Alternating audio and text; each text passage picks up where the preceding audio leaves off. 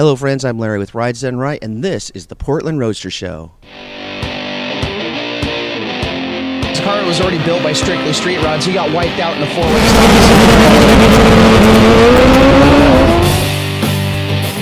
You have the most talented guy in there, but if he's not driving it, the rest of the crew is in the back. Drives the truck, drives the car, flies the plane. Did you get paid 3 times? No.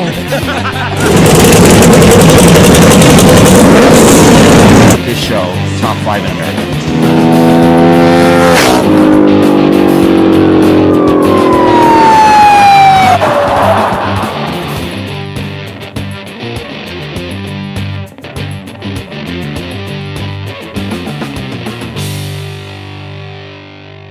Hello, friends. I'm Larry with Rides Done Right, and this is the Portland Roadster Show, and I'm with the Ridler Award winning Steve Frisbie. Steve, it's nice to see you again. Good morning. Morning. You've been a busy guy this weekend. Yeah, for the last couple of weeks. Yeah, I was going to say this weekend. It maybe started a couple of weeks ago. I've already given the thing away. You are a Ridler Award winner now. And as we get started with this, why don't you explain what that Ridler Award is to people that may not know what that is? Sure. A man named Don Riddler took over management of the Detroit Autorama. I don't know exactly what year, but probably in the late 50s, and he did such a fabulous job promoting the show, expanding the show, and managing it, that he passed away in about 1963, I think it was. And so the next year they made a Don Riddler Memorial Award. Well, one of the criterias of that award is that it be a first-time only shown car. So over the years, this thing has just developed into, right now, it's the most sought-after trophy or award in the United States. Like, for instance, this year, there were 61 cars that were first-time shown only. So you threw 61 cars right into the ring, and then they had to go down, they select them and go down what's called the Grade 8, and then you have 8 cars. And then, of course, you know, the stress and the tension goes until Sunday afternoon when they announce the winners. So you get cars there that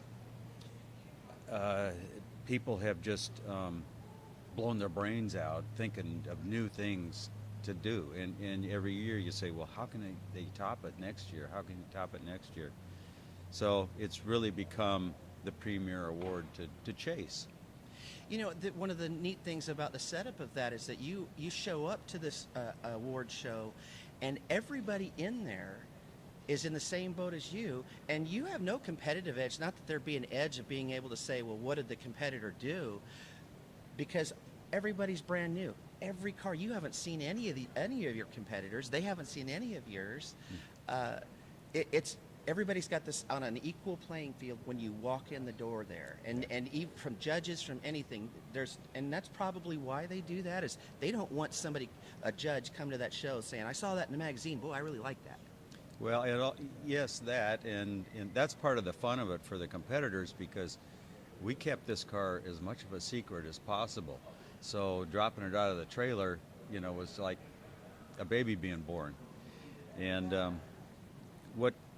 what happens with being a first-time shown is they attend the best cars in the country, and people just wait until it's Detroit time to bring out a car that they put crazy amount of hours in, and a lot of work, a lot of ingenuity, and a lot of engineering. So with that first-time only atmosphere, they get the best cars in the country. They come from all over. When the builder comes to you, do they say, and in this instance, did he say, I want you to build me a car that we can go win the Riddler with? Because usually, you know, that's kind of in the conversation. It's you have to be thinking about that kind of up front. No, Buddy Jordan, who owns the car, he came to me and he said, I want to build a car that's going to be competitive for the Grade 8. So that to me was relaxing to a certain degree, because it takes a lot of the pressure off of you. So that's what we did. I mean, around the shop, the guys were saying, are we going to go for the Riddler? And I just say, we're building a car to be competitive for the Grade 8. You don't want to put your expectations up too high. And if you do, then your customer does. And you got to be realistic about it all. So that's not something that I would expect to be a normal thing with owners that have that in their head. You know, they that are maybe chasing a trophy, and I love the sounds of that, because it also, Steve, what that did to you too is it validates that great 8. You know, to make the great 8 is such a huge accomplishment. That alone would have been such a big thing to have just got there. Yeah, that's right. The grade 8 is like winning the top award in any other show around the country. Yeah. We saw online when you guys won the Riddler when it was announced, but let's talk about the grade 8, because I didn't see that online. What was the thought and the emotion when you're sitting there on, and which day do they announce that, by the way? Do they do that in a room like with the Riddler, or how do you guys hear about that or find out? Well, they do it when you come in. I believe it was either Saturday morning or Friday morning. It's Saturday morning, I'm pretty sure. You come in and they'll have a grade 8 placard down by the, in your display. So that's how you find out about it. So you walk in the door and you see a plaque. Did you know that that's how they did that? Yeah. Before you went? Yeah. Yes. That's hilarious. So you come walking in like every morning, only this walk is a little different. You're kind of eking around the corner there, and is it there? I mean, is that kind of part of the feeling? Yeah, that's part of the feeling. And then if you see it, it's like, whew. Did Buddy walk in with you in that morning, or were you on yours and he was on his? Yeah, he was on his own schedule. I was on my schedule. Something interesting, that Buddy had never seen the car till he showed up at the show, and it was all set up. All the lights were on and everything. And he said that when he saw the car, he started to cry. So Buddy's 84 years old, and this was a journey he wanted to take. He'd had other cars that he'd showed in ISCA and gotten first place and things like that, but he just really wanted to do something that would get him to the grade 8. So getting Riddler is just like, the huge joy total shock to him and everything. So it was special, really special. I know my walk up on the car, when I saw it online and everything's the way everybody else did, I thought, well, it's a nice looking car.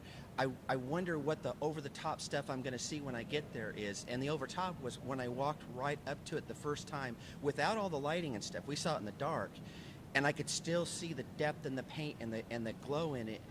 And I started looking at the features, and it was like instantly I knew, well, this is a great car. I mean, this was spectacular. And I thought, man, this is as good as it gets, until I saw the lights on it too. And that's how Buddy saw it his first time. That's how he saw it. So you did you hear about the grade 8 first, or did Buddy hear it? Did you walk in first, or did he walk in first? No, I walked in first that morning. Did you whip out your phone and call him, or did you figure you'll have him walk in and see it like you had to? I want him to walk in and see it, yeah. Were you watching him really closely to see that look on his face? Actually, when he walked in, I wasn't by the car, so I missed that part, but... Well, you did get it made up just a little bit on the next one. Yeah. We didn't know that. So now you just found out that Saturday morning that you had the grade 8. What do you go through in that process then? In between that and the next day, it's just the waiting now. Now do they like stage you and do something different with the vehicles, or they all stay the same because you're in a show? Yeah, they all pretty much stay the same. And I'd had a car in the grade 8, I don't know, maybe 6-7 years ago. So I was pretty calm about just waiting for the final. I didn't expect the Riddler. I didn't go into this expecting to win the Ridler Award. We just tried to build the best car we could for him so that it would be competitive and fulfill his dream of hitting a grade 8. So it was, I was more stressed before we got the 8 than afterwards. So now you guys have the 8, and you guys, from the sound of the eeks that I heard when they announced it, it sounded like there was a crew there. I think I even shared this with you, that when I watched the video online at home, I'm an excitable guy. Anybody knows me, I knows that I'm this way. But I watched this at home, and when I heard the announcement, and I already knew that these guys won, but when I heard it, I audibly made a, whoa, it was like, it just came out of me. It was so cool. Your group did that. How many people did you have there? Let me see. I had about 6 people there, and the scream was from an employee's wife. She's a meek, mild little gal, and boy, this came out like a siren. And it just repeated, didn't it? It over did. and over it and over did. again. Yeah. It was so cool. All of us at any age, it's so easy understanding what it is, to get it, to get that the tear in your eye, to get that, kind of choke up in your voice, and so they announced that, and Buddy goes up first to accept the owner award, Right. and you're sitting there watching him go. I bet you're smiling ear to ear down there watching him. Oh yeah, yeah, yeah. We were It, obviously we were surprised, and we were happy for Buddy.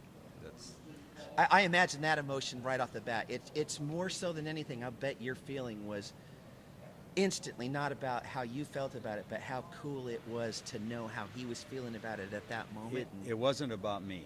Yeah. It was about the owner and his desires, and how he'd been so patient and allowed us to create and manufacture or have manufactured custom parts all throughout. It was just about Buddy being happy. So Buddy does that. The one thing that he did say when he gets up there, I think it was like the first thing, it was like the last thing he said, it was the first thing, I can't remember, it was, and let's go get another one. And you can imagine it kind of just, Hey, that's what you say at other shows too, so why not? That's the heat of the moment, I haven't heard him say that since. So.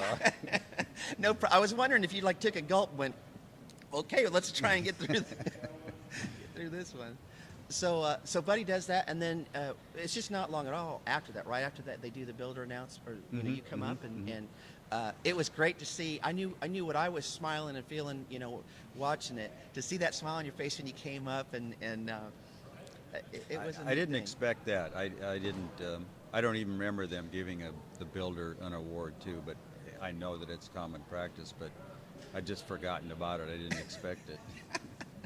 They have a trophy for each one, and they're nice trophies for each one. A builder gets a nice trophy, the owner gets a nice trophy, and it's very obviously they understand that it's appropriate for there to be, two winners in the room. There's a lot more than that. You have people with you, everybody. All those people that won with you. Yeah, right. I even say Oregon won with you. That was my excitement from it. We were rooting for this Oregon builder who was there, really representing all of us. And so you wouldn't have known it there, but all of us that were back here praying and hoping and rooting and saying, go get him. Well, I've realized that aspect here at the Portland Roadster Show, where so many people have come up and said that we're so happy that you could bring that trophy to Portland, and I'm happy to do that too. I mean, not just for myself, but we get ignored a lot here in Portland. There's a lot of great builders here, a lot of great cars, and it was just good to bring it here, and then to hear that from other Portland area people. Do you know how many winners have even come out of the Northwest? I mean, I looked for stats to try and find things like that, and I really couldn't find any on. Well, I don't think there's been one in Portland area. I don't think, not that I know of. So we're probably the first. Your wait was how long, sir? We've been doing this 39 years. 39 years. I don't have 39 more years for the number 2 Riddler. So I better savor this one. Up to this point, it's not like you are a builder who walked into this and just came on the scene and went straight up and won the Ridler Award. You have won a lot of places that you've been. I mean, how many times have you had the big wins here, say in the Portland Roadster Show, your area?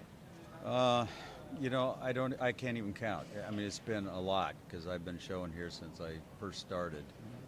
And I did a lot of concourse showings, so I've had best of shows at concourses, Forest Grove and in Canada and Olympia and down in California. And that's when I was restoring antiques and classics, gull wings, 300 SLs, 540Ks. So, I got into the competitive thing early on, but the actual number of awards here, I don't even remember. Well, we can never really, you can't compare wins. It kind of, it feels like it degrades, say, one show to another. So I understand that part of it. But what I can say is that it would be like, I remember for me how special the first time you win a Best in Show, how good that feels, Mm-hmm. and it was unique to anything else that you get. Is it? I mean, do you recall back to the first time you won a Best in Show and how? Was it kind of similar to the Riddler? I mean, at that time, that must have been a huge deal. Yeah, at that time, that was at Forest Grove, Concours d'Elegance, and it was. You just feel like you're, on the top of the mountain. That, and every Best of Show or every high award still gives you that feeling. It's just, it's hard to explain when you're right in the moment. It's really hard to explain. Well, we're sure excited about it, and we're glad we got to talk to you about it. Now, this next segment that we're going to get into, we'll actually get into this great car, and we're going to talk about some details. So we'll be back with that, and stay with us.